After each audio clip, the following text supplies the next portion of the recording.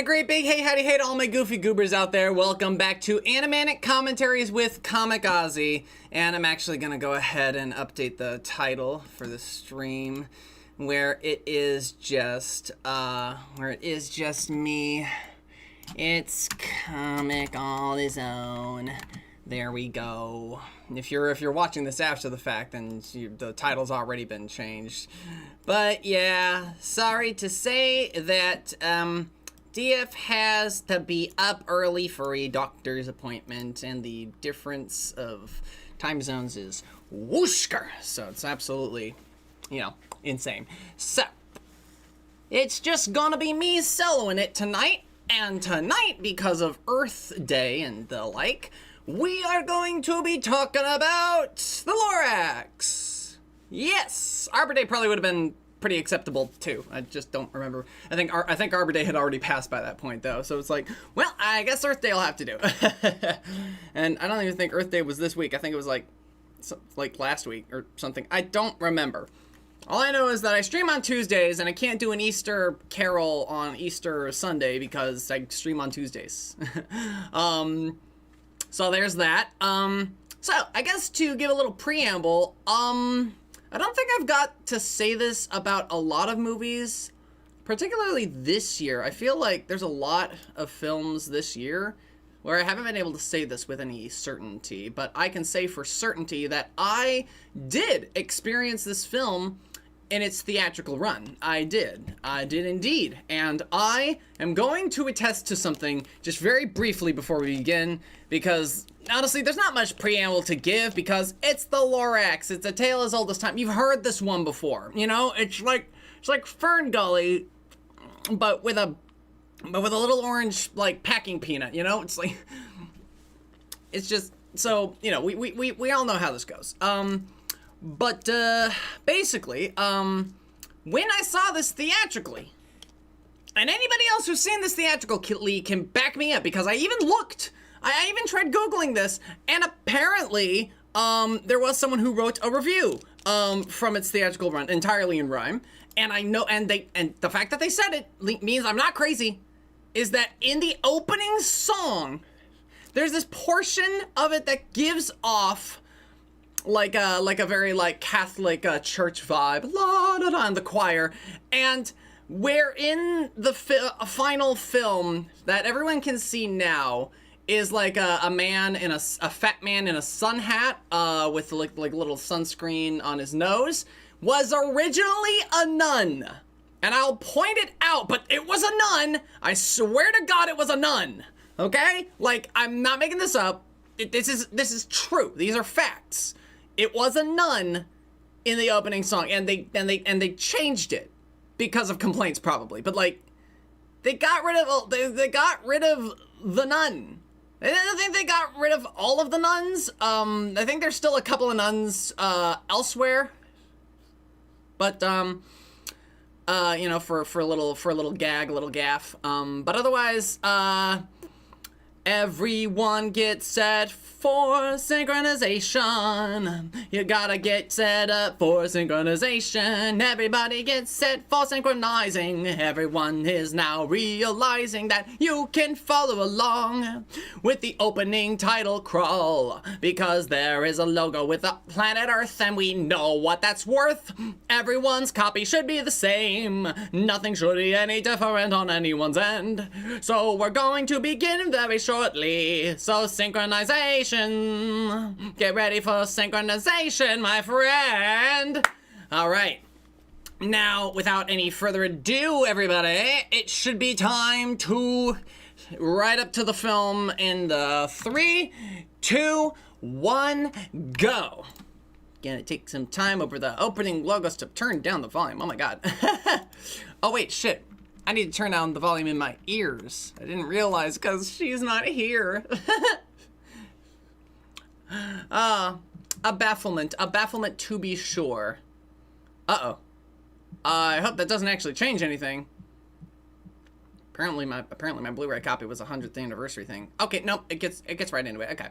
So, yeah, here we have the introduction to the visuals of the film, I guess, in a way. Because we got because we got their demonstration of what they're going to do with the Seussian environments. So, you have that. And this is interesting, like, where they got, like, where they got Danny DeVito up here, like, given the introduction, which gives it kind of a theatrical vibe. Yeah.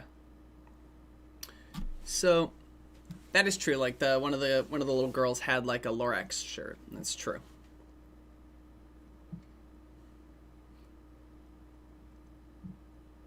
And they do a really nice job with the rhyme here.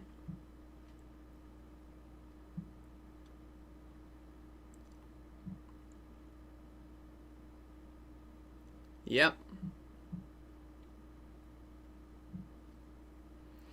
And this is our opening number, Thneedville. This basically establishes that, yes, we are in a musical, and yes, it is going to be a little goofy and irreverent, and definitely play with the, and it's definitely going to play around with, like, I gotta say, like, some of the songs are Danny DeVito's credit upon, not Danny DeVito's character, but I guess we already heard his voice, so we know. But, yeah.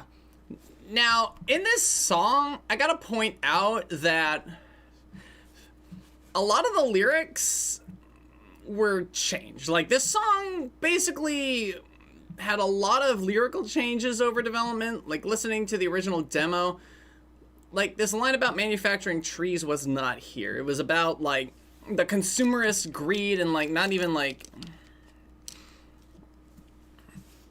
And really more, like, leaning on the ideas of, like, what the, because they do comment on the air not being clean, but they don't really... Which gives an idea of, like... Yeah.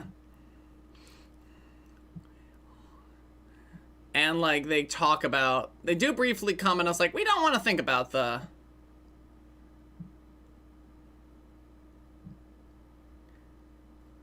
Now, that was in the demo. But this is the part that I was talking about with the nun, right? About, like, so they had these people here, and this guy popping up there was originally a nun. Which, honestly... I think kind of hurts the, like, I bet they thought it was funny, but, like, and then people complain, but it's like, you think this is funnier, but, like, there's a commentary being made about, you know, the consumerism, like, angle of things with having a nun there singing about, like, you know, thanking the Lord for our parking lot. And they completely cut out Ted's section from this song, where Ted was talking about the stuff that I want is the things I don't already have. And it basically cuts out any musical identity. Now, I gotta mention that We Are All Agreedville is, probably their way of getting, like... getting some commentary of, like, consumerism and capitalism and greed and how, like, how corporations, you know, feed on that greed. We are all Agreedville, but it also sounds like we are all a Greedville, which, honestly, think it's intentional because I think Universal probably clapped down on them for, like, a lot of the commentary because, like, they kind of softball a lot of it. As we go forward, I'm gonna be a lot kinder to at least the creativity in this film, and he literally does this just so he can, like, have an excuse to talk to this girl. But yeah, we have it was a Zac Efron and Taylor Swift, and neither of them get a song in this story. I was like, who is the hero, right? It's just, yeah. Haha. Do you want to see something cool? Just Carrie's little breath. Little mint. Now this raises the question, like, where in the fuck did she ever see these? When? Where? I don't think they really address, like...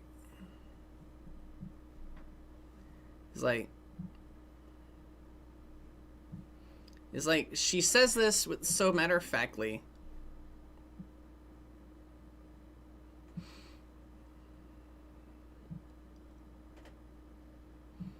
They had the sweet smell of fresh butterfly milk. It's like they're paraphrasing the book, a little bit, but yeah. Yeah, they're demonstrating just how bad things are for them.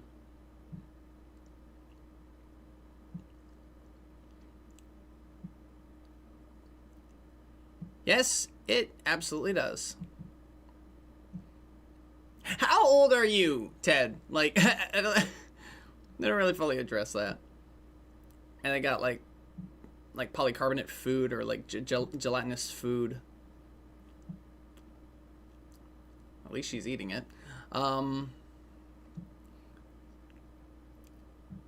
say like the Illumination's really just good at making animation look pretty good.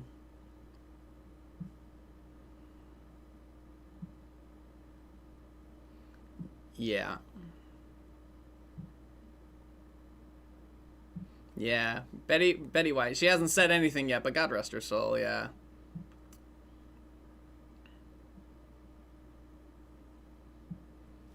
Yep. Is it?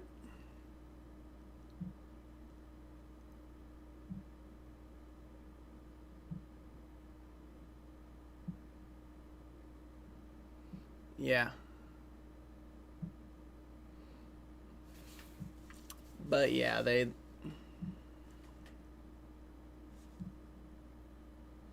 Yep.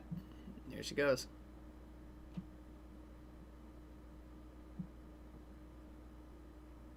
Hmm.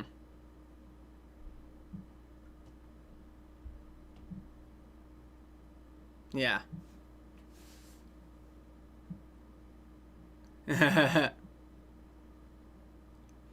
Yep.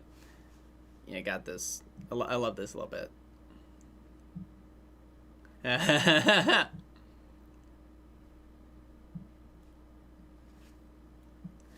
Yep.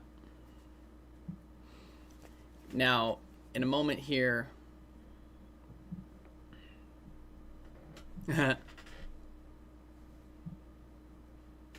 and they completely alter this. It's like, and basically they cut out the grickle grass because they wanted everything outside town to be dead. I'll get to that later.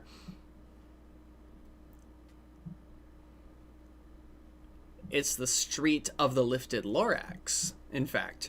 But yeah.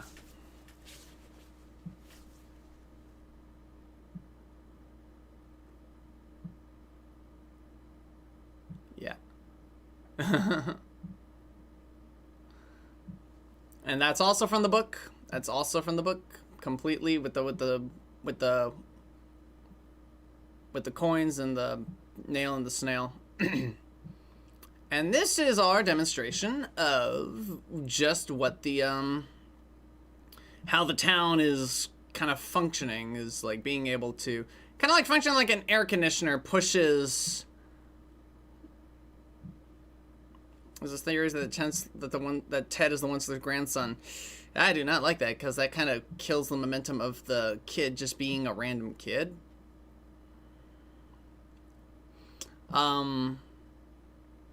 Which is the whole point.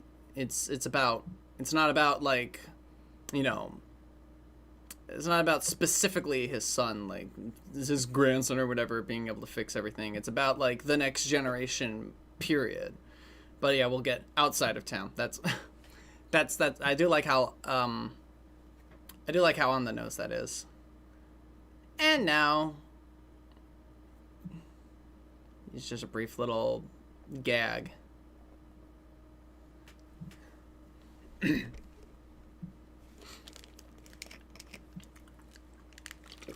I gotta wonder what filtration system they went through in order to do that. But then at the same time,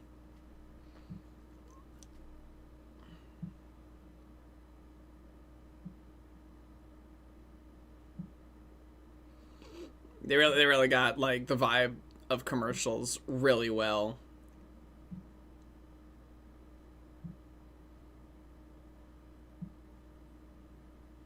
Yeah.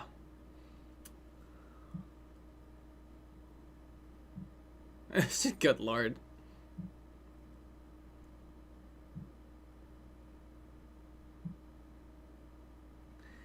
Yeah.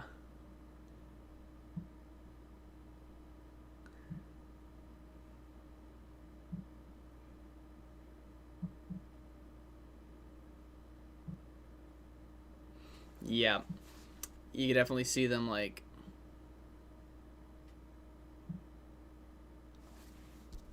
yeah.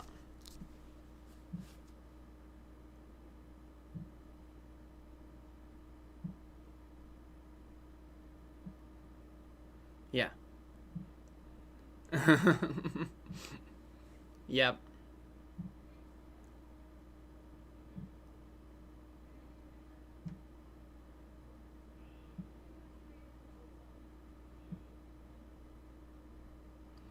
Yep. They're putting a little extra stakes into this by having the CEO slash mayor of town. There's our schloppity schlop.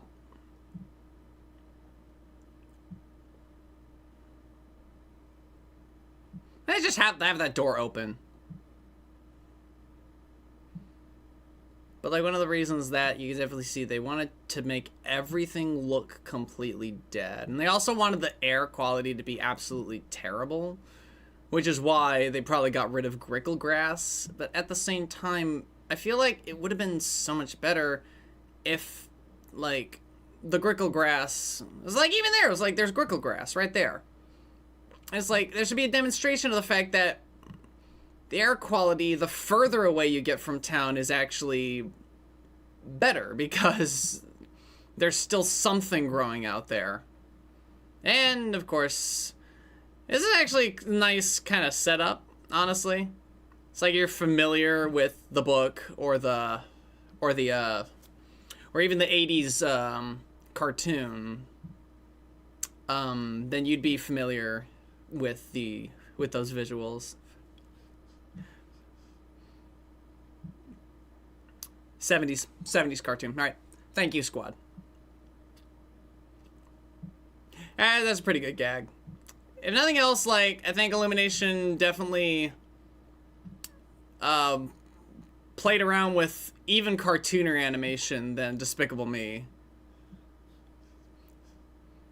It was like even Despicable Me was kind of restrained. They kind of, probably because it was like their first film, they weren't quite not sure what they were gonna what they were capable of, and they kind of improved of things.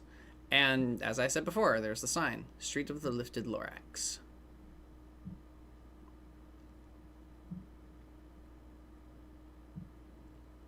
I was like, I feel like this is the proper setup and everything. It's basically lifted from the book illustrations.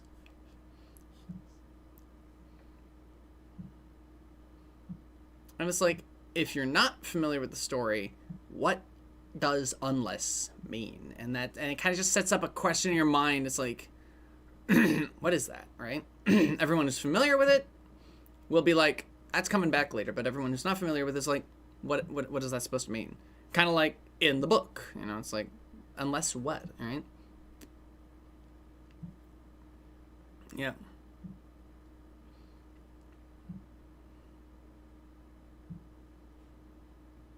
Yeah.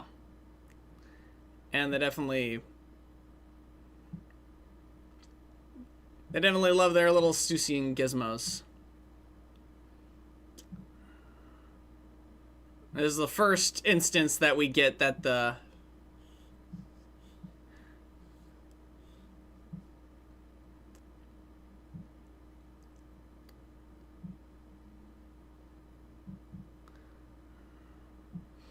It's like they already set up like a visual of him having eyes. Yeah.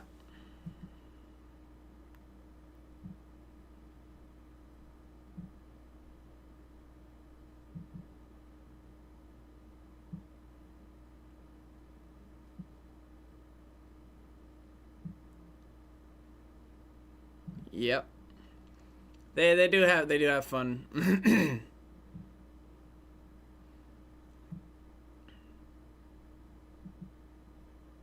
Hmm. And then here's a little pipe.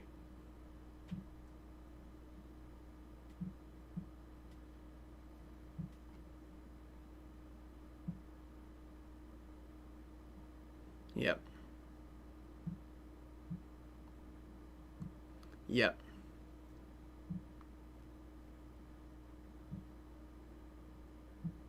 Yeah. Like they just and yeah. You need to learn. Need to learn something. And we got it's a nice cross dissolve. But at the same time,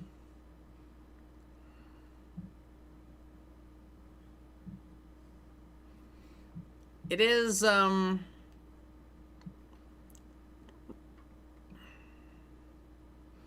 he's got like country bumpkin family.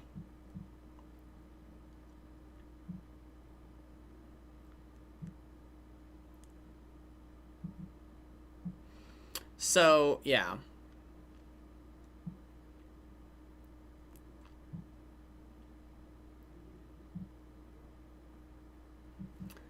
Yeah. Now this was also originally like a full song, but instead of like, you know, playing with the song and its comedy angle, they went ahead and just had the old man Onesler narrating over it.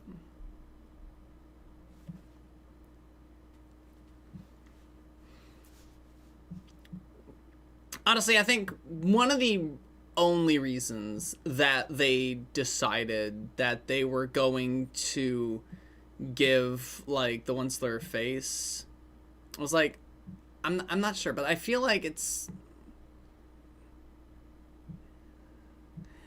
and I feel like it's because they couldn't think of how to do it. They couldn't figure out how they would be able to portray the character properly with just like no face. I mean, is it really Minions ripoffs if they may if they're made by the same guys who made the Minions? It's more like stand-ins, honestly.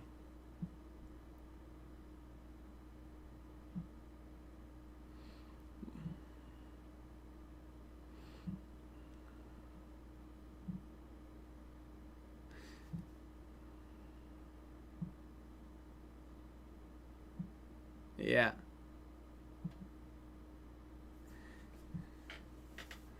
It's like not even like yeah, we have the Barbaloots, the Swami Sons, and the I forget what the fish were called.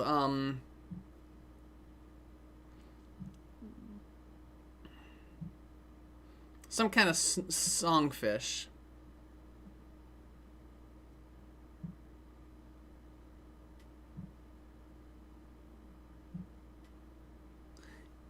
It is incredibly clever, like some of the lyricism here.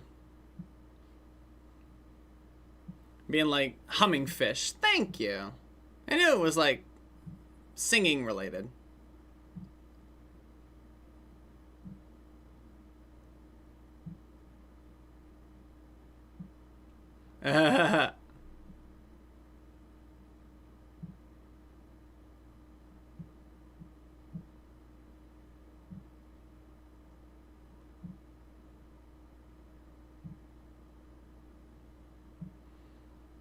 Yeah. This is the kind of stuff they have to do in order to extend It's a very, very short book. In fact, I think the Lorax might be the shortest book that Dr. Seuss wrote, honestly.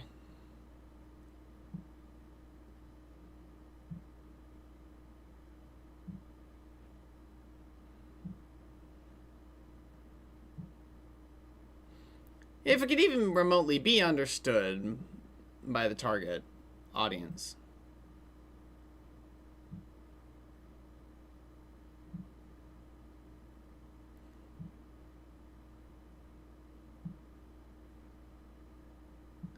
Yeah.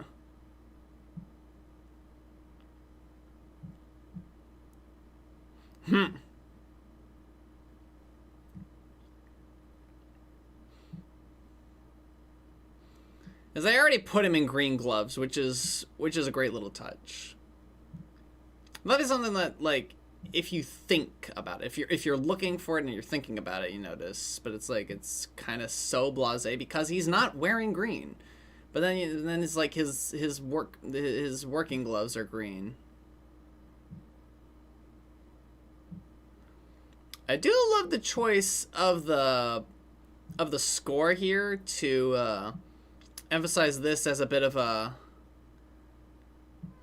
you know, a bit of a, like a sour moment. This is not a good thing. Oh, you're not going to be able to keep Count Squad.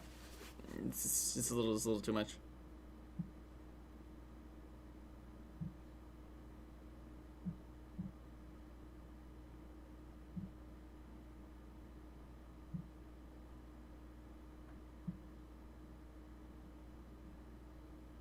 Yep. Yep. And yes, straight from the book. And a call for the...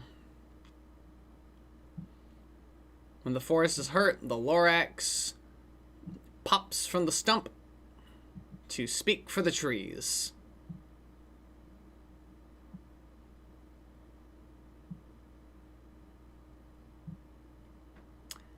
They'd definitely been a lot funnier with it than it really demands. Yep. Scribe. But yeah.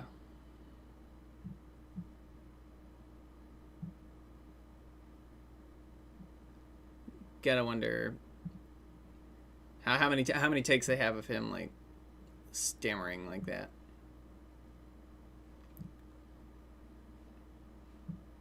Actually, what you hear in the piano is "Let It Grow," which is a song we won't hear until the end of the film, which is actually really nice. Danny DeVito is perfect for the Lorax. Just a little guy, and it's like he's a voice you definitely listen to, you know.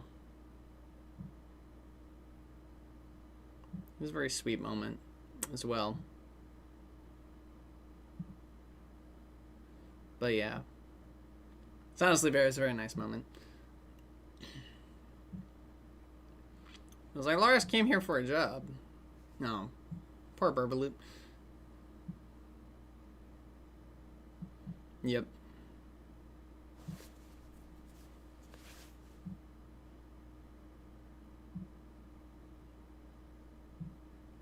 Yep.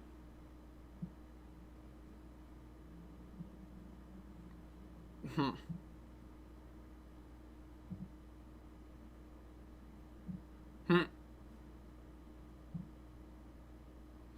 Did a little sniff there.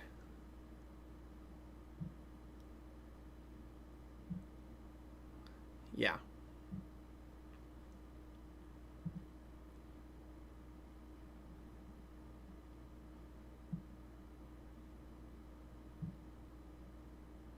Yeah.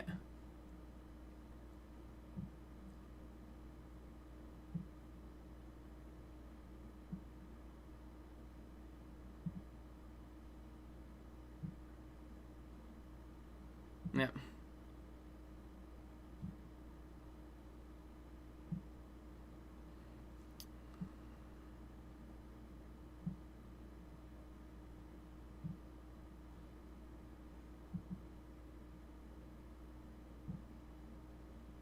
Uh-huh.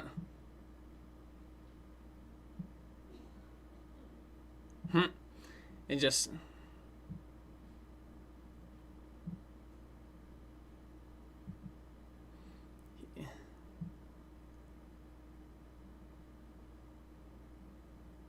Yep. They definitely decided that, like, they wanted to put a face to the...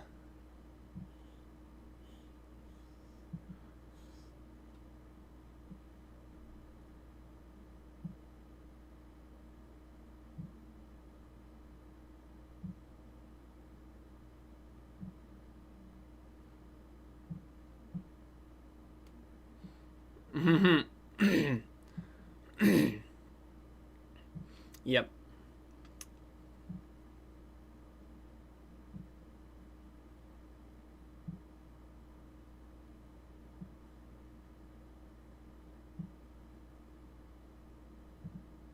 Yeah. Whoop! They definitely do a good job of making the Lorax feel like... giving him, like, a mystical vibe.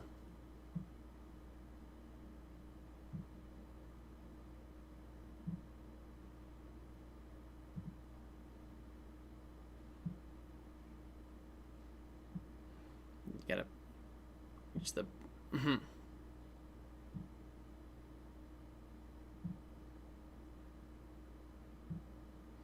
Yep. Yep.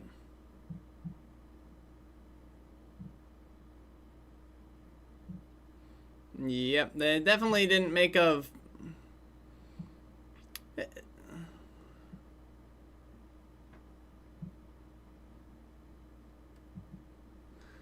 Yeah, this is definitely one way to artificially extend things when you think about it, because, like, again, the story is a short one. It makes sense that the story would be told to the kid in the book, like, in the space of, like, in the space of a day, you know.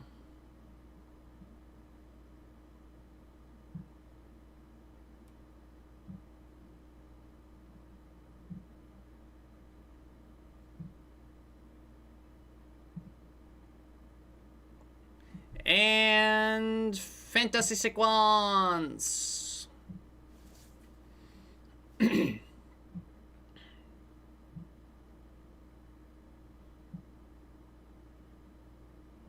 Ah, damn. I didn't think Universal was cracking down on wishes now. Anyway, have a bad joke. But yeah.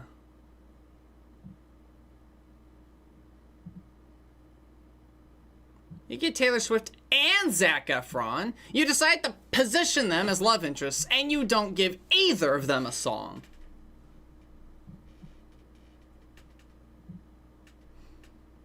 Really a necessity. Am I the only one who finds it maybe a slight coincidence that this love interest's name is Audrey in a story about plants? Just throwing that one out there. And how she actually wants to live somewhere that's green.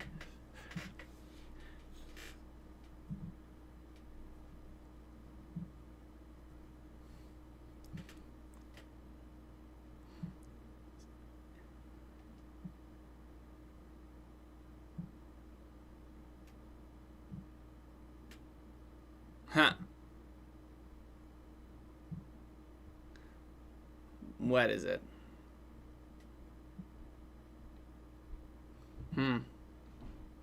Isn't notice had like LORX on her like board, so there's that.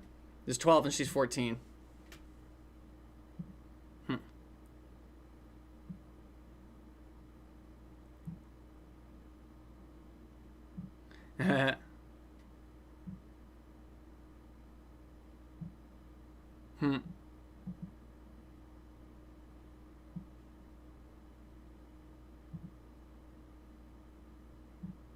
Grandma's got you back there, kid.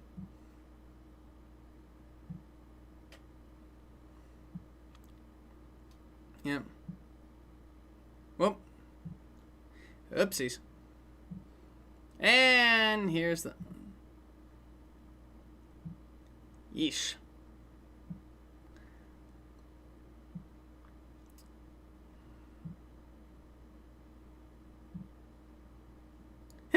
Stab that guy in the hand with a pen.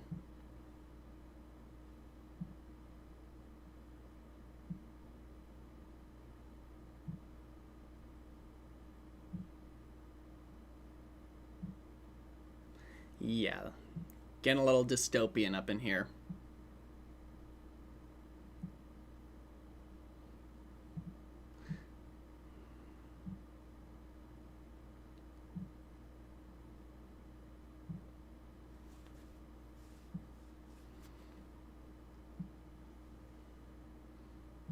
It's like...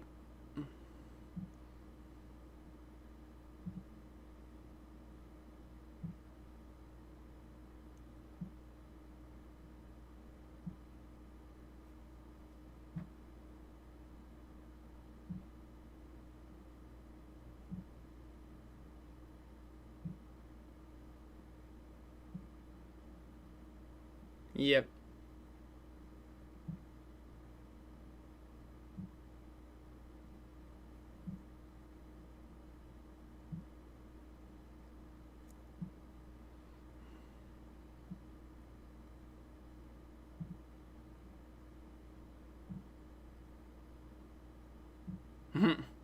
Just set him back on his merry way. But yeah.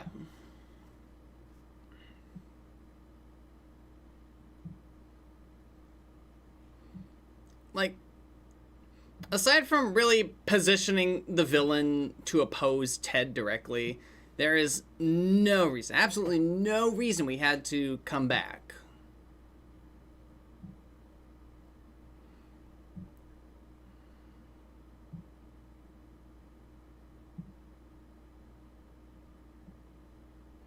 Yeah, you could... Yep.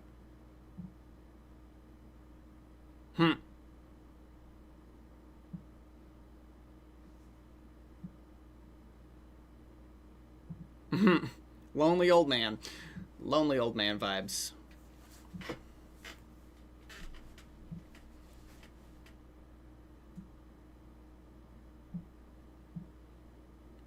And that's not a setup for anything, because, like, they wouldn't end up doing the Mario movie for a long time. Not really a setup for anything. It was like, they were just having a laugh.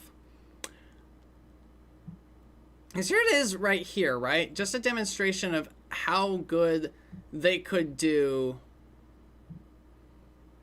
I was like, there's a lot of good arm and hand acting here, so it's really...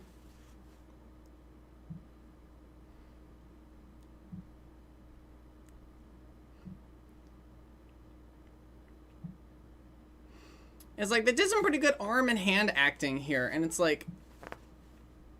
I don't understand why they couldn't have really played with it, you know?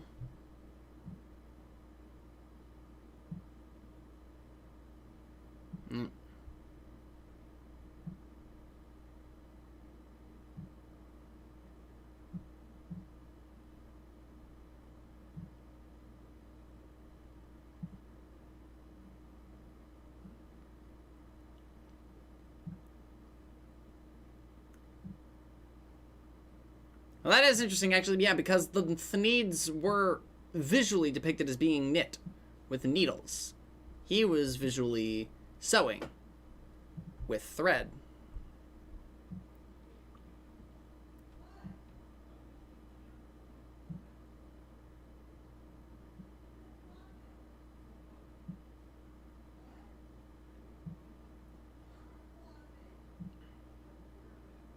It's like the truffle of fruits that grow from the truffle of trees.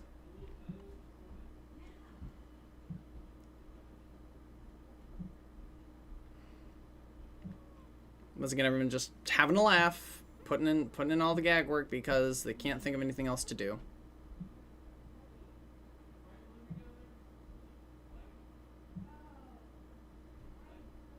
Yep.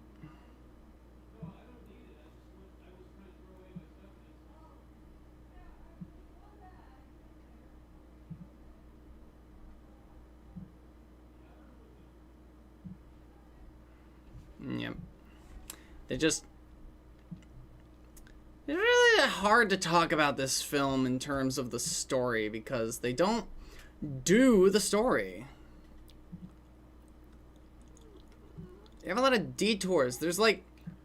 There probably is actually an hour and a half's worth of story to tell with the Lorax. If nothing else, the 70s cartoon demonstrated that there was at least like 30 to 40 minutes worth of story to tell. So it's like... that there was more you could do. It just kind of hurts that they just don't even... They never even tried to...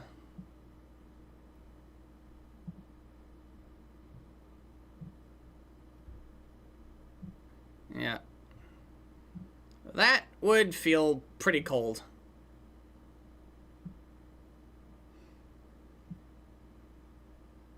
The memorial for the tree. Yeah, the thing is that that's actually... Yeah, that is true, Squad. That actually is kind of in line with what the story is about. Whereas this is...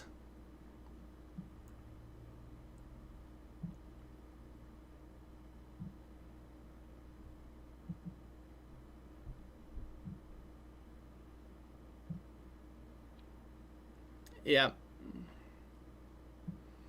If they really just focused on adapting the book to fit a feature length, they probably would have been able to, like, get away with the Onesler not having a face.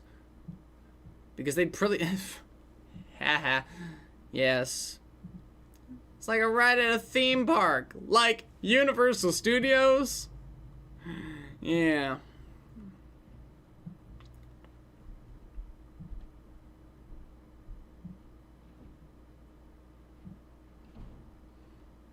Little guy making the good.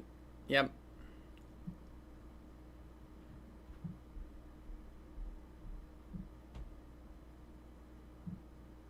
Yep.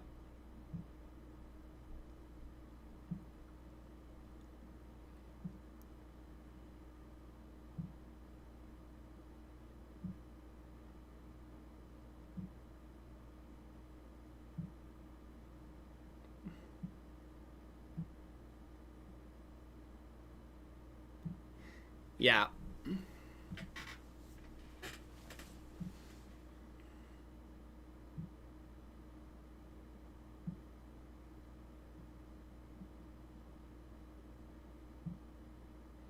Yeah.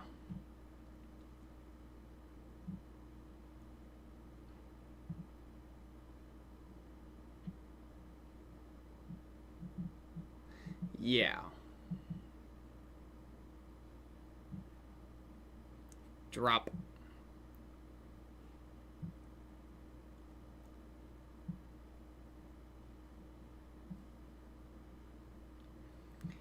He chopped down one tree at this point, and it's like that's kind of hurting the...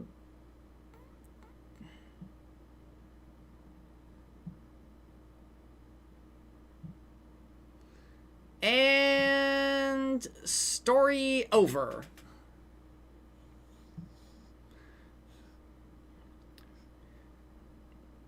I was like, that makes like 0 sense.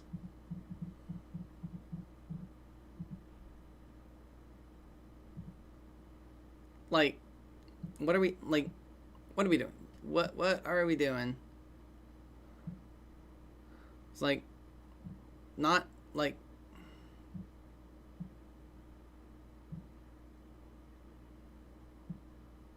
Just punches him right in the face.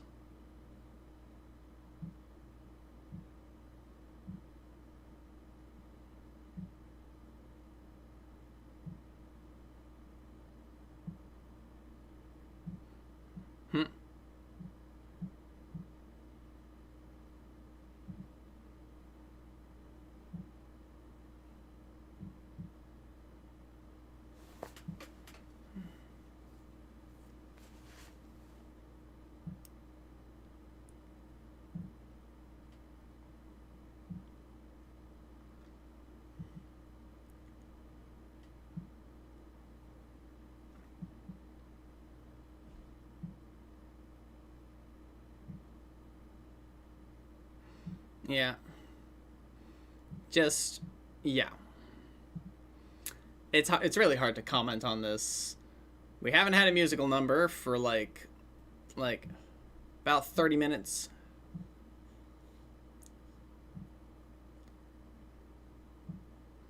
We haven't had a musical number for about 40 minutes, and well, no. I guess maybe like 30 minutes, but like it's just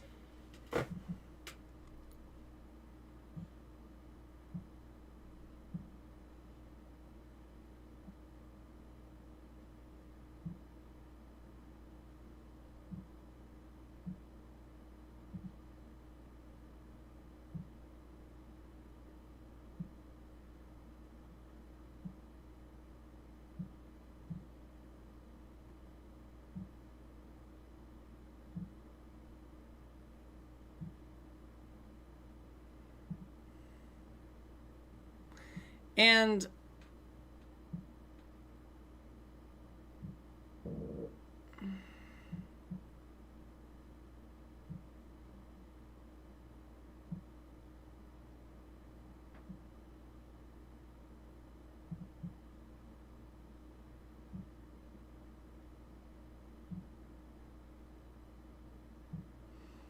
just yeah.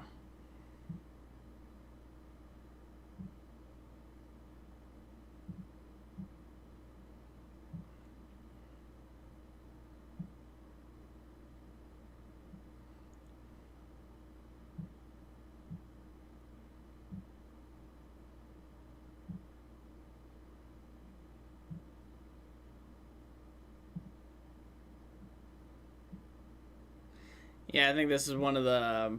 Yep, there's a none.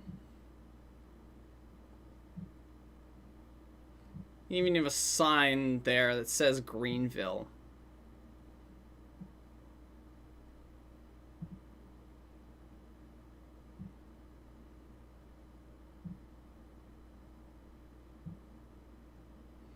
Yep.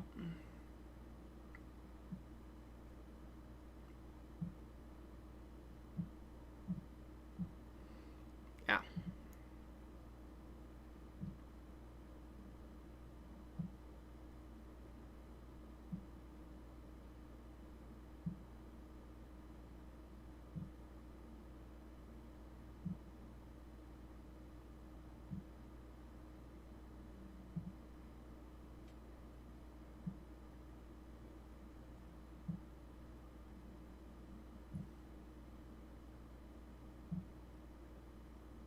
Sad day.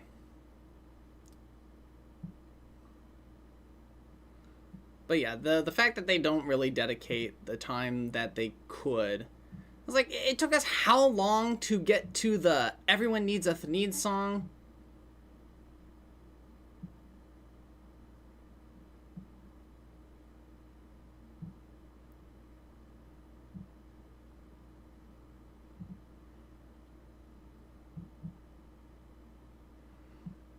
And here it comes.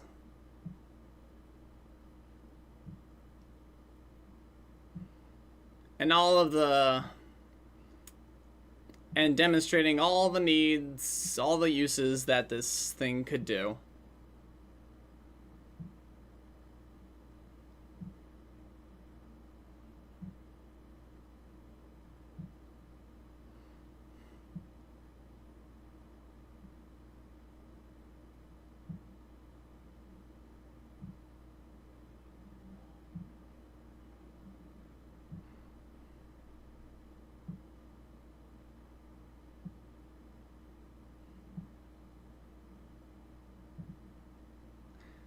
And there's another none.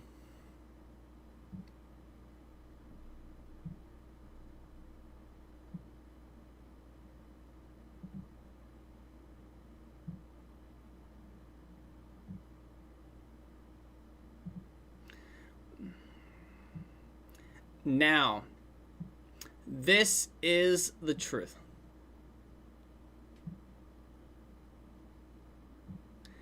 Yeah.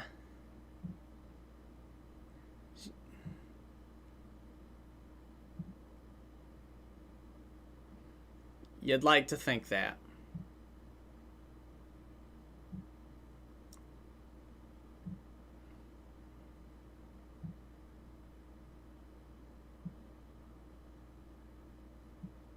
Hmm.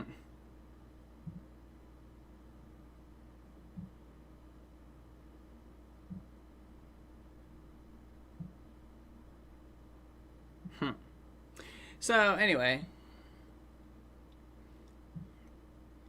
And this is a very brief kind of... Like I said, if this world is at all dystopian, yeah, that's a pretty good example of it being so. And they welded that shut.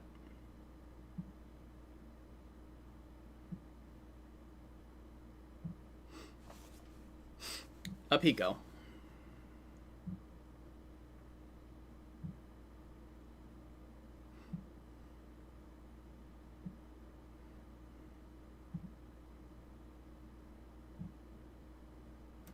Yep.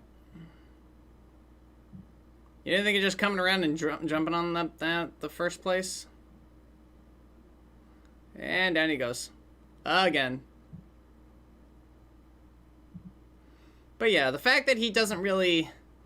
The fact that he doesn't really have, like, the whole, like...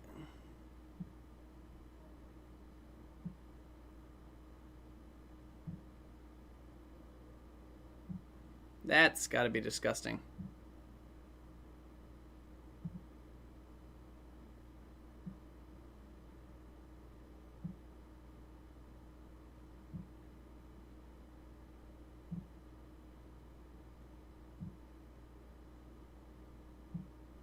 Yep.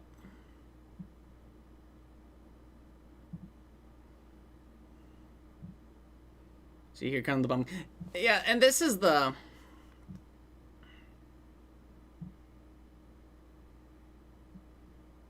This is the part of the story where he brought in his whole Onesler family in order to help boost production. There were no promises made to the Lorax about any such nonsense about not chopping down trees, and they're basically just using this as a comedy beat just to...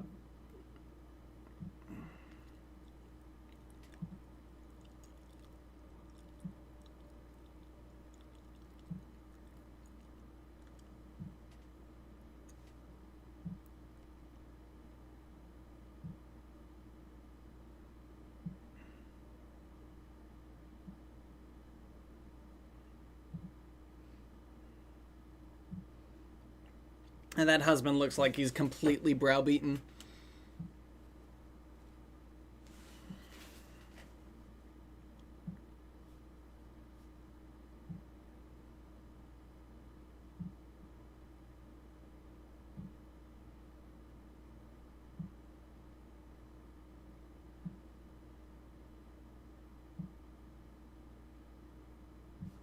I gotta say, if nothing else... It created a nice character to tell this story through, but it's not the Onesler. The whole point of the Onesler is that he's faceless, that he could be anyone. They wanted to humanize him, and thus the trouble you run into is that you have to bring in a personality in order to make that work. And yeah.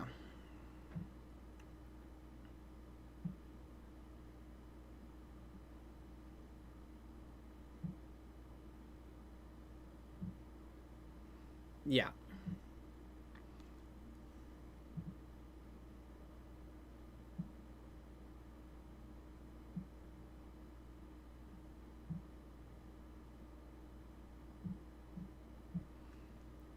Just completely missed that. Lorax completely missed when she was called Aunt Griselda. That's a cinema sin. That's an actual cinema sin.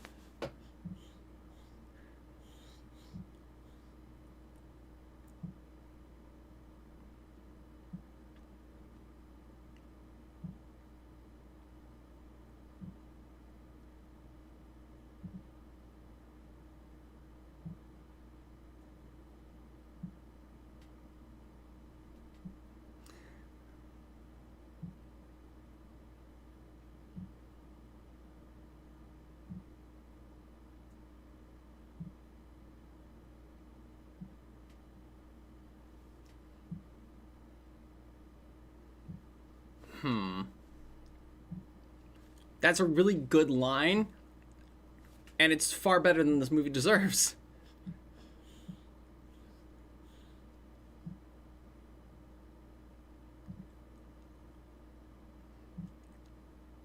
Yeah.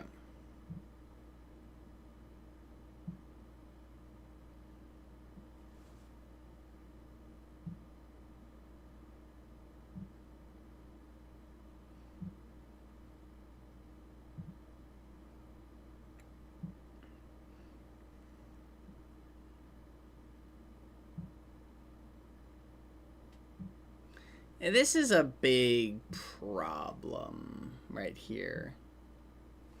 No, I get that the directors. Yeah, I know that one of the producers did say something like that about like about the whole the whole like if you give him no face, it's like you think it's someone else, but if you give him a face, you realize, oh, that could be me. But it's like, I don't know, man. That's like.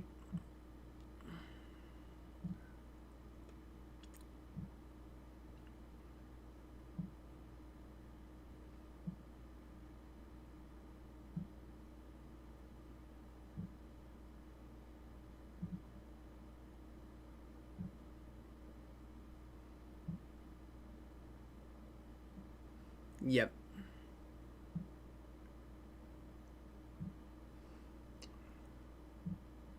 One of the aspects of the Onesler in the special was a conversation with himself.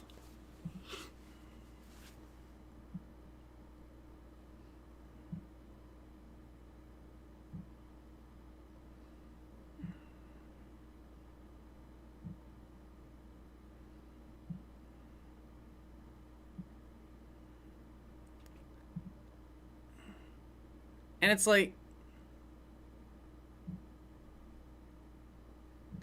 they got this. Now, a lot of biggering, a lot of the lyrics were just like slightly readjusted and used in this song. It's just really interesting. And when you actually listen to them side by side, it's like, wow, they literally are the same song. And it is the villain's song, right? Is they paint this through this like butterfly candy coated lens, which in a way does give this song a pretty good structure.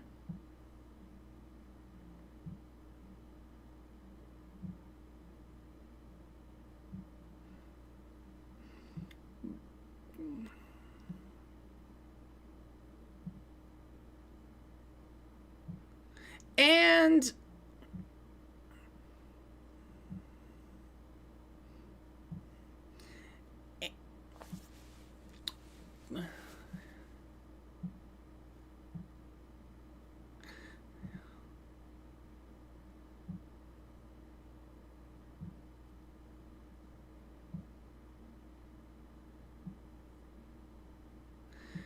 And this is where things start to take a bit of a turn. Like, we go from the bright blue sky to, like, kind of a yellow sky, and then all the industry being put together. I do love him, like, it's like, do love the environmental sounds. Like, all the echoes. And, like, the placement of him on screen, it's like you can actually hear it in different sections.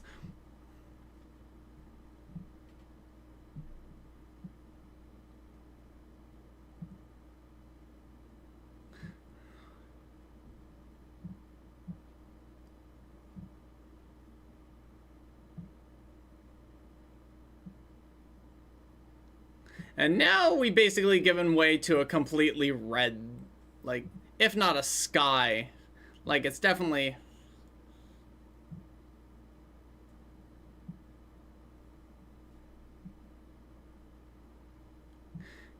It's just, yeah.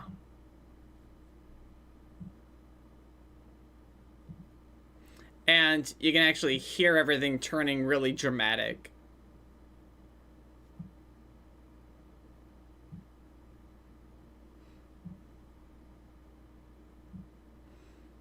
Yeah.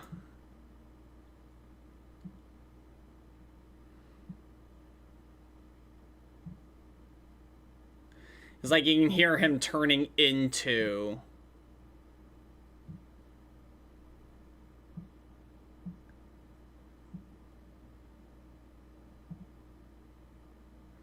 It's like you can definitely see his turn, but it's like it's in the space of a 3-minute song instead of the course of the movie.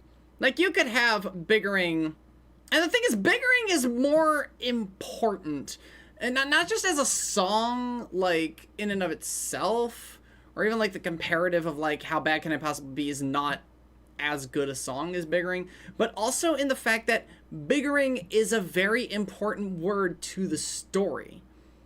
That it's always more. It's the point of greed, like the corporate greed that feeds on the greed of the people.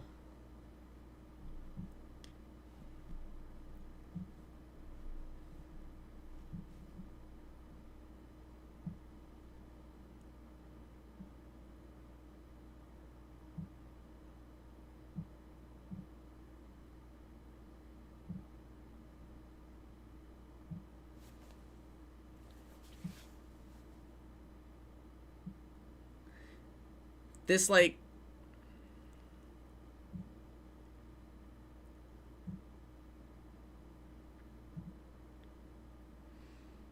it's like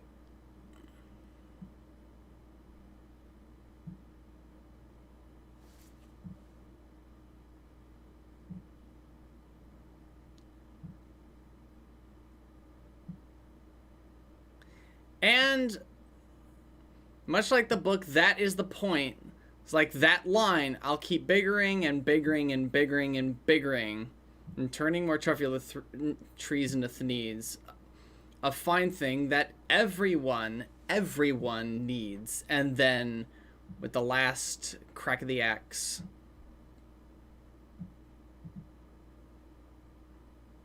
and it all fell apart all around him. And over the course of the environment being worsened, the animals left one by one. But now they're leaving all at once because they didn't give the story the time to...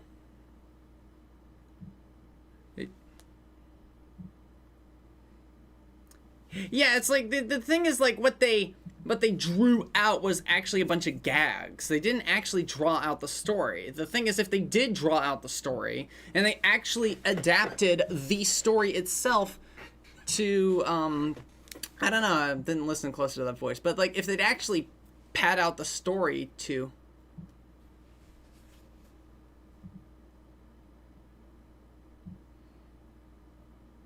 It's like if they'd actually spent the time on this film, like adapting the story itself to the length it needed to be, they would have had something. And the thing is, biggering is like a 4 to 5 minute, like, you know, rock ballad.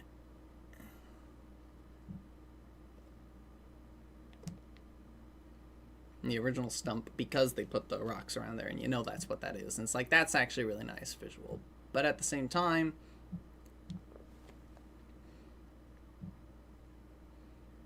it's like Biggering was a song that lasted a significant amount of time.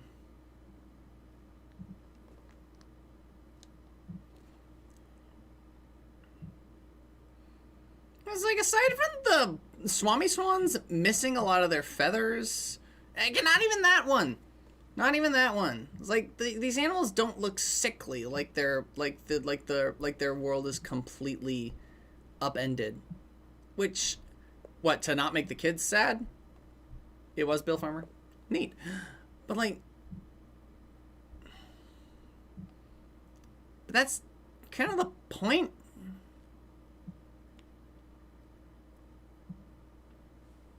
It's just a big...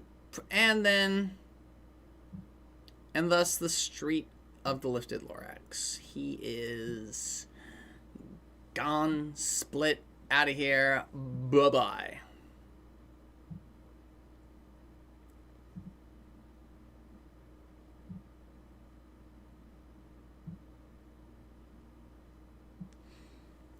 And it's just, yeah.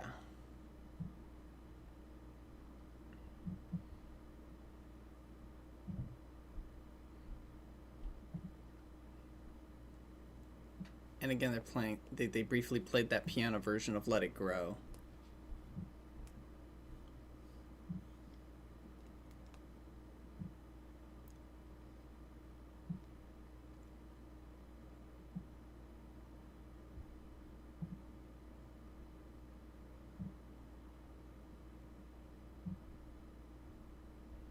This is actually really nice.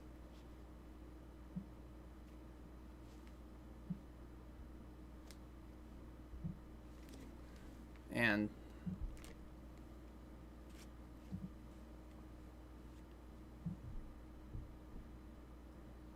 yeah. You may not be able, yeah. There is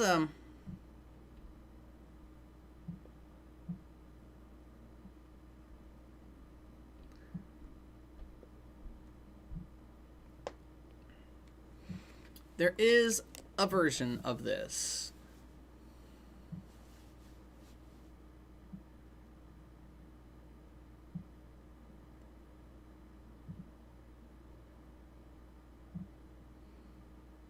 And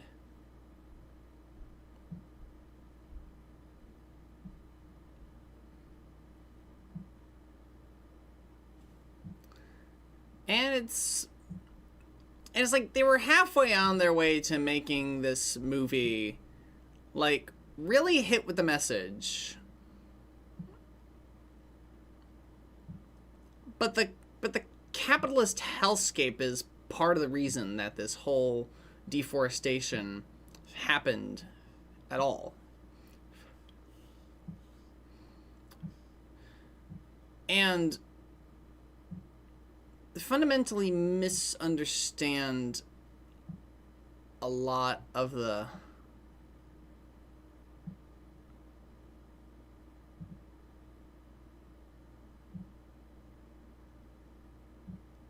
put that shit away.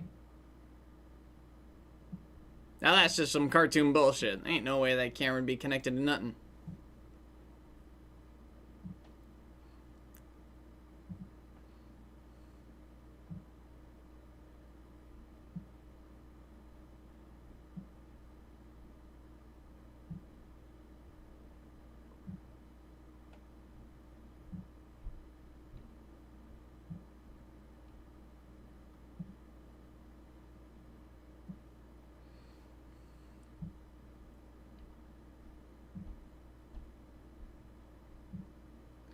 And they spill the water right on the seed.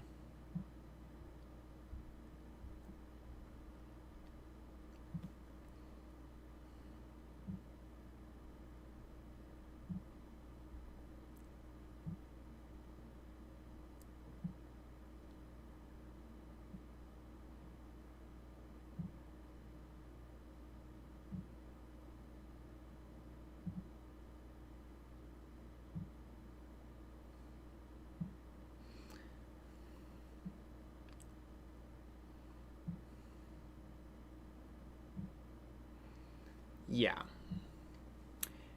It's like we don't get a lot of songs in this narrative, and I feel like a part of that is because they weren't allowed to do the story that they needed to do in order to make this actually hit correctly.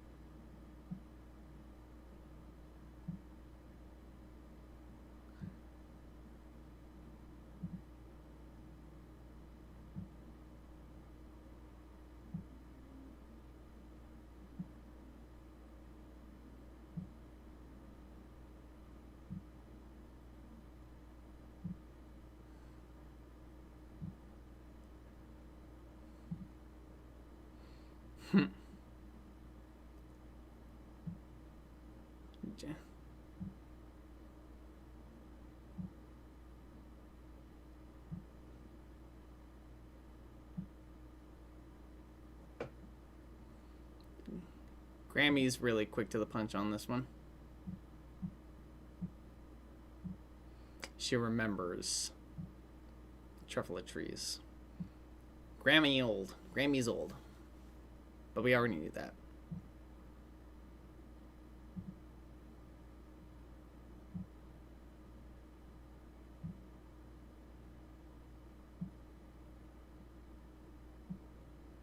Woo.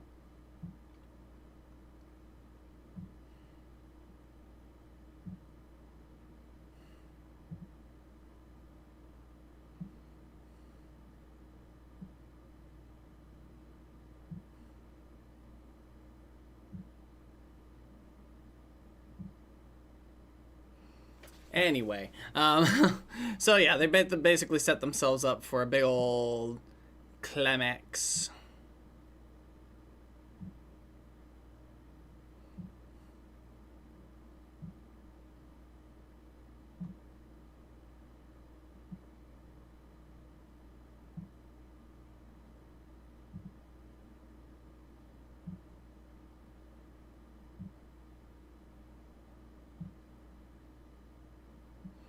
Damn, dude.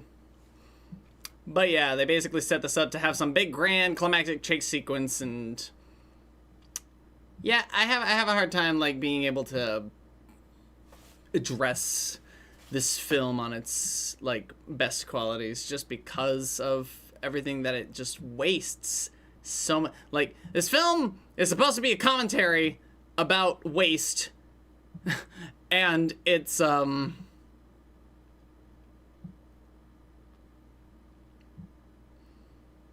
and it wastes so much time. You can hear the Thneedville national anthem, I guess. But yeah, this is the opening song.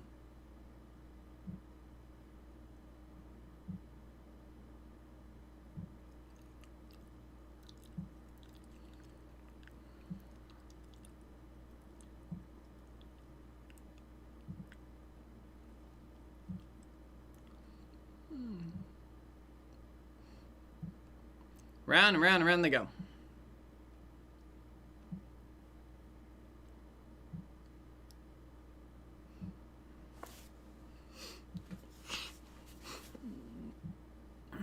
Up and around they go.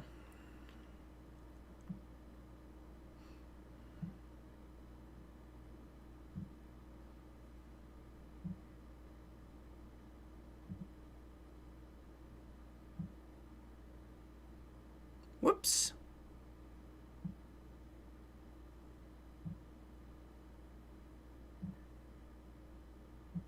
Did he just say damn it? Not that the subtitles actually said anything.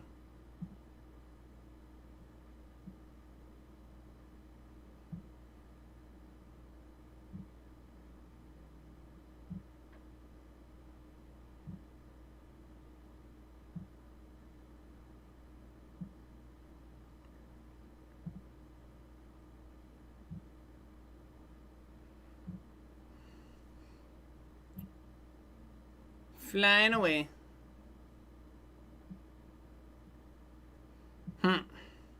So, yeah. Basically just get to use this entire town they built up as this insane set piece.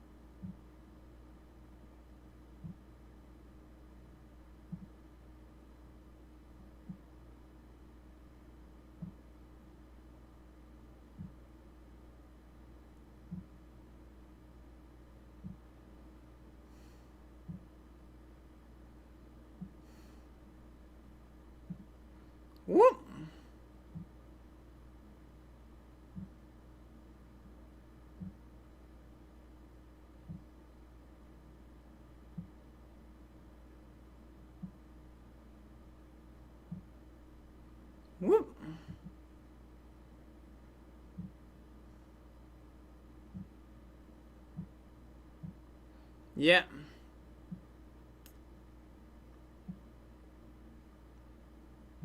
And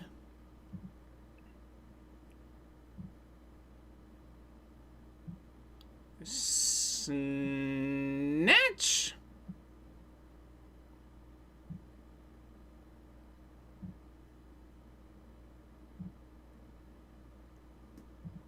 Whoop.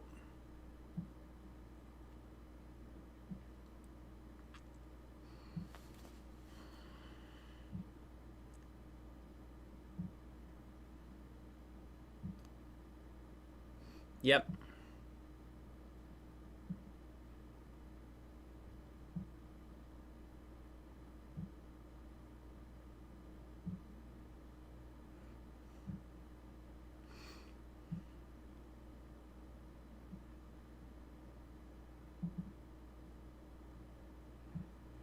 Yep. Ah.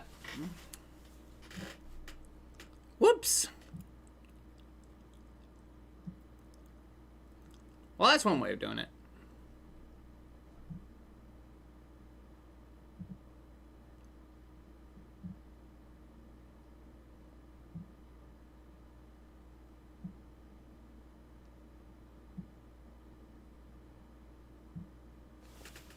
Huh. Smug bug.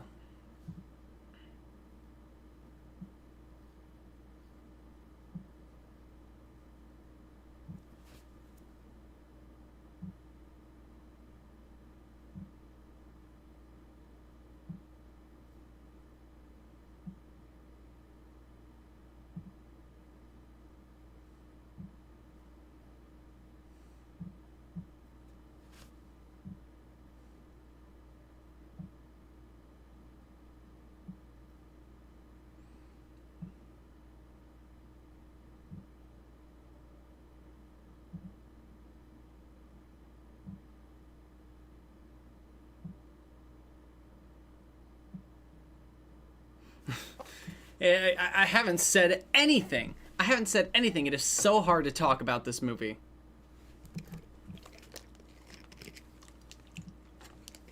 But we are coming upon the final number.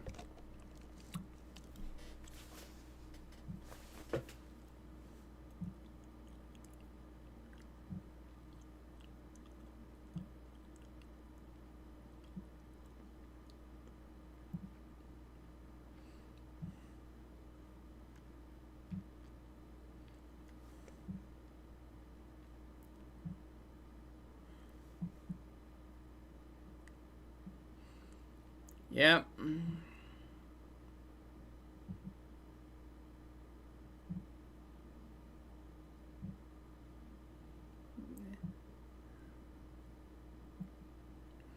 Down we go.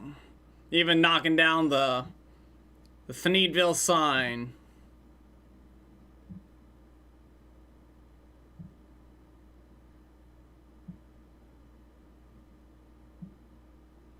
Yep.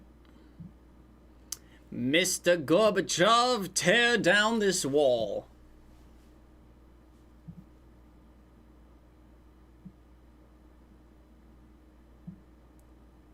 That's pretty nice.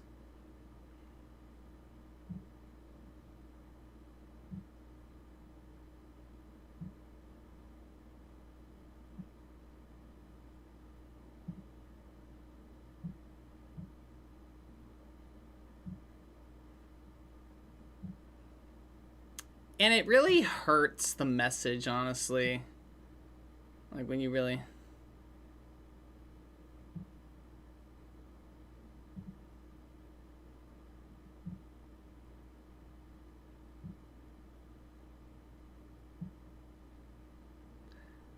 Yeah. It's like...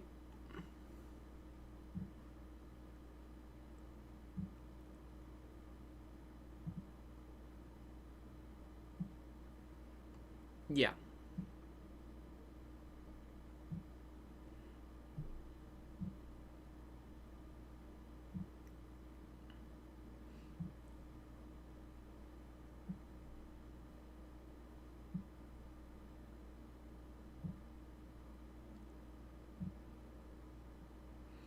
And a big issue here.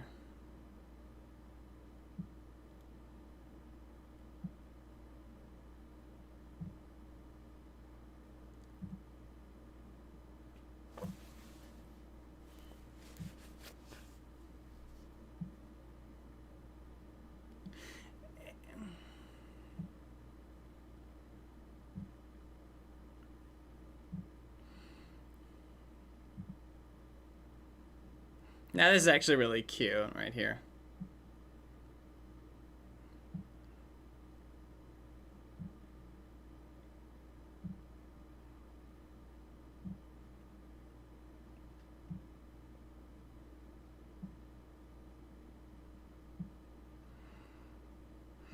It's very nice. The sentiment is nice, but I feel like there is a big issue with the presentation of the, like...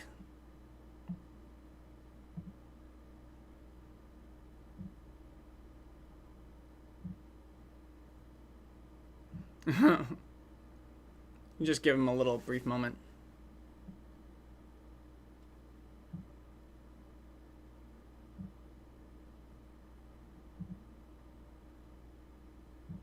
Yeah.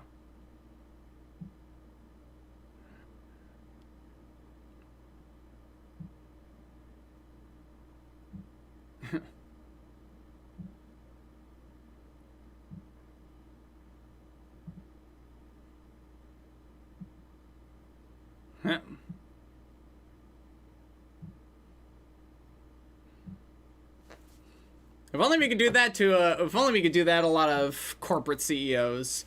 And they're even forming a little rock little section around it, which is pretty nice. And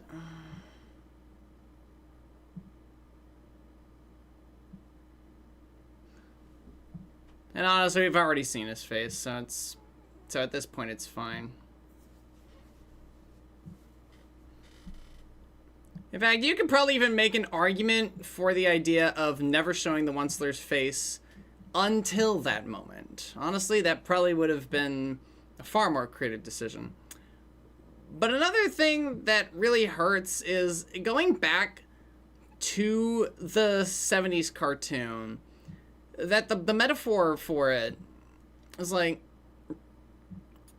it's like sometimes this book ends up on the banned book list, and it's like, why? Because it makes the lumber industry look bad. No, this is about deforestation, and specifically the Lorax in the 70s cartoon makes a big point of like how long and how stupidly long it takes for a truffula tree to even turn into a goddamn sapling. Like, for the trees to grow to this size, based on what the Lorax says in the 70s cartoon, Ted would probably be expecting a grandson. That's how old that like he would be dead, and the Lorax doesn't come back, obviously. Like, if the film wanted its happy ending, none of this happens. What we would see is we would see the trees coming to some sense of fruition, but it's depicted as many years later, by showing like a much older Ted and Audrey teaching their kids about like why this is important, if they really wanted their Hollywood happy ending. But as it stands, it really just hurts. It's like, again, it's about deforestation and like profiting off of, you know, like just using the land of rainforests. And it's like, that's the point. That's the point. These rare trees, these rare animals, and it's like you're basically destroying their environment, and for what? Right? That's what it was about. Because the Thanid was never about the wood. It was always about the resources, how they could use the land. Right? And how the industry sprouted up around. And all those factories just ruining the area.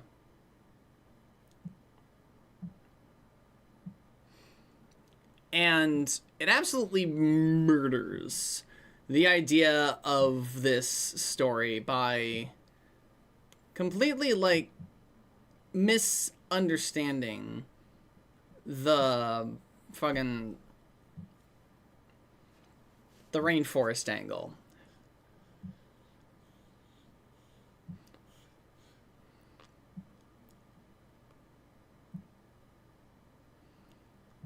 These strange and wondrous animals, and then all the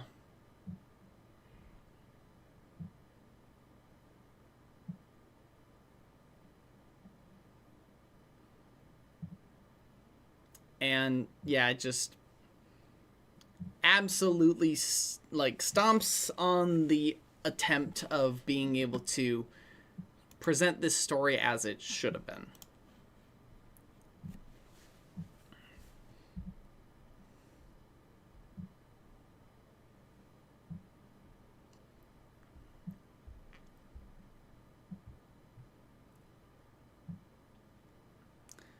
But yeah, as far as like the cast goes and like the animation and like for the film that was made, even if we take it independently, the cast did a great job. The animators did a stellar job. The modelers, the rigging artists, and the lighting and everything of that sort did an excellent job. The direction was terrible. It's like, even if we take this as what the film is supposed to be, and it's supposed to be a comedy family romp inspired by Seuss's book, it's still really bad. It's still really bad because instead of telling the story, it spends way too much time telling a bunch of gags, right? Like, I go all the way back. Like, I started doing these commentaries by doing Snow White, and then picked up a marathon from where I left off and started doing Pinocchio. And going all the way back to Snow White. Now I was talking about, animation is built for this kind of gag work. And it's like, this is absolutely perfect, right? It's like, for adapting a story like Snow White, like, it was absolutely perfect what they did with it by, like, playing in, like, Snow White and the Seven Dwarfs. And it felt like they did what they could with the story that they had to tell, which was incredibly simple. The story of Snow White is an incredibly simple one. So focusing on the emotions and the characters and character interactions was the way to take it. And when taking into account those character interactions, a lot of it was gag work, especially when the dwarfs got involved. However, this story is not... This story is short. The story of the Lorax is short, but it is by no means simple by any stretch of the imagination. It's a story that has a lot of depth, but by the book being so short as it is, it needed a full television cartoon adaptation. It needed a full 30 to 40 minutes to really be able to play on what you could do to really examine the story. And these people have an hour. They had a whole hour and a half. They had a whole hour, 15 minutes that they could have spent being able to... You see John Powell and Cinco Paul responsible for the original songs in this film. And they're not bad. But it is also just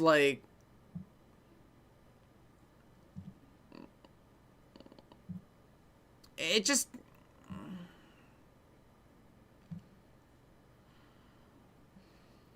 It's just fundamentally really kneecaps any hope of really being able to get the Lorax a good theatrical adaptation, right? And then you could, at the end of the day, we could really say that it doesn't matter, right? Not a fun kind of stupid like Freebirds. Exactly. See, Freebirds is actually very similar to what did I just say? Snow White and the Seven Dwarfs. It's like, it's incredibly simple. It's not a complicated premise. It's like, so you can really like play out with the character dynamics and the gag work because of how simple it is. A film like this really does have like deep rooted, pun intended, like messages that it could get across, multiple, and they weren't even allowed to really ring out like everything. They weren't able to ring out every red cent out of like the capitalist greed angle, because that would upset the consumers and also the capitalists who are funding your big budget animated motion picture. So it's like, you can't alienate the people who are funding your movie, and you don't want to alienate the people who are watching your movie, but it's like, that's kind of the point. It is uncomfortable. It's supposed to be uncomfortable. It's not a happy story. The best you can hope for is a bittersweet ending. Like, there's most movies you can still keep the same message with a longer runtime. Yeah, that's the thing. Like, like, if it's all the same to you guys, as far as animated adaptations, or hell, theatrical adaptations of Dr. Seuss movies, as far as animated ones go, Horton Hears a Who's gonna be the best one. Because while that film also kind of deviated from its like own like message to kind of like do a bit of gag work, at least all of it still centralized the interplay, like the gags that they did in Horton Hears a Who still worked along the interplay between Horton and that kind of impact on Whoville. Like it was like, and how much of a nightmare, like apocalyptic hellscape it almost turned into because of all the shit that was happening in Horton's world, and all the dangers that were presented with that. And to go back to like Jim Carrey's Grinch, and as far as Jim Carrey's Grinch is concerned, and I'm talking about Jim Carrey's Grinch because that one really got a fundamental understanding of what do you do with the Grinch story. And like, let's spend a little time getting to know the Grinch, kind of like a reverse Christmas Carol, where we're learning about the past and the present, and the Grinch being like not being able to see the forest for the trees, as it were. But as for here, they didn't really change anything about the story. They were just added a bunch of nonsense to it, and it didn't really do right.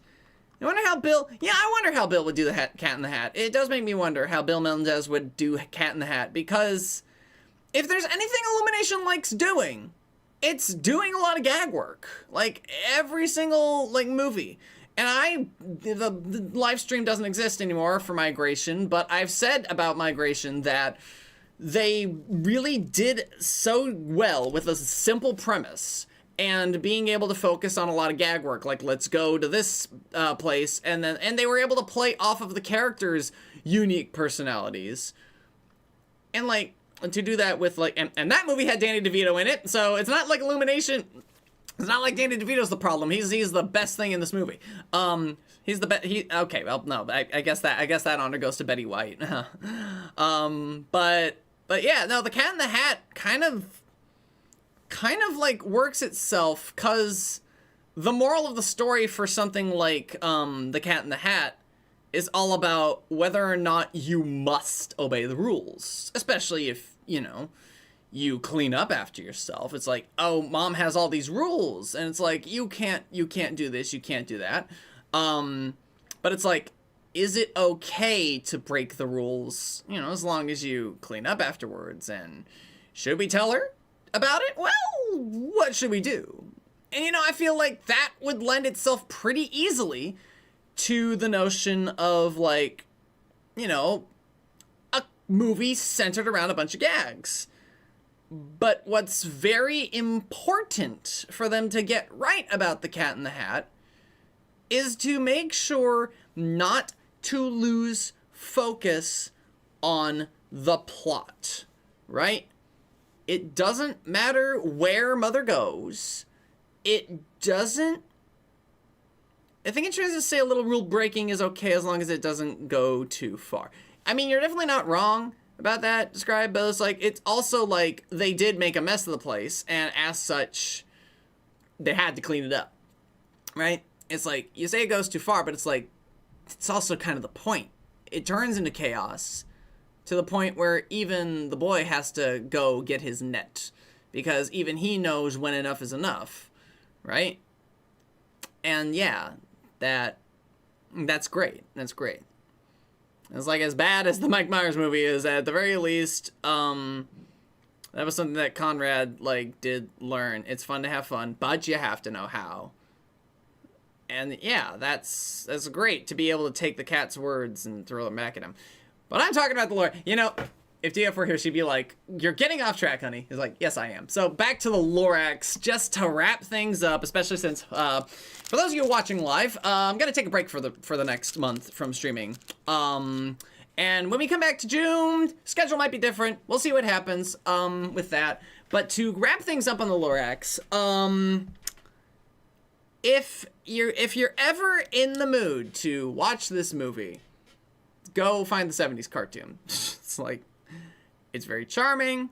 It gets to the point, and it also has a much better villain song in the conversation that the Onesler has with himself.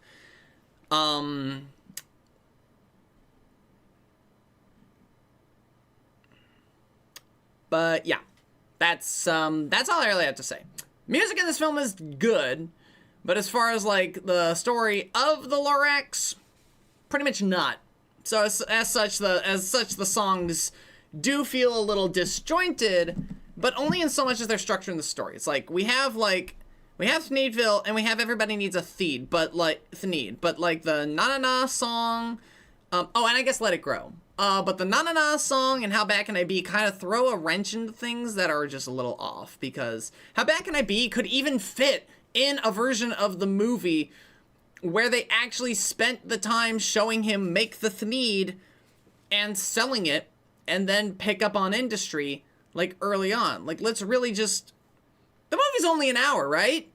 And it's like, if that's the amount of time it takes for the Onesler to tell his story, then why is the movie not playing out in real time by the time Ted goes to see the Onesler, he hears the story, and then the story's over? Why isn't the movie just playing out in real time of Ted hearing the story over the course of the amount of time it takes for us to hear the story?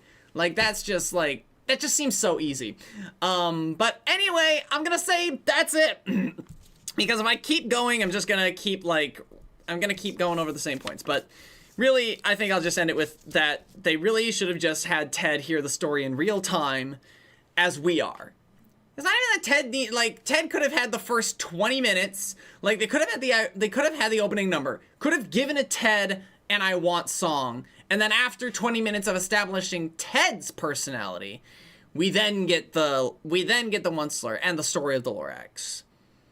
And then being able to spend about 40 minutes on that will have been about 60 minutes. And then you have 15 minutes to wrap it up, 10 minutes for credits, and boom, you're done. But yeah,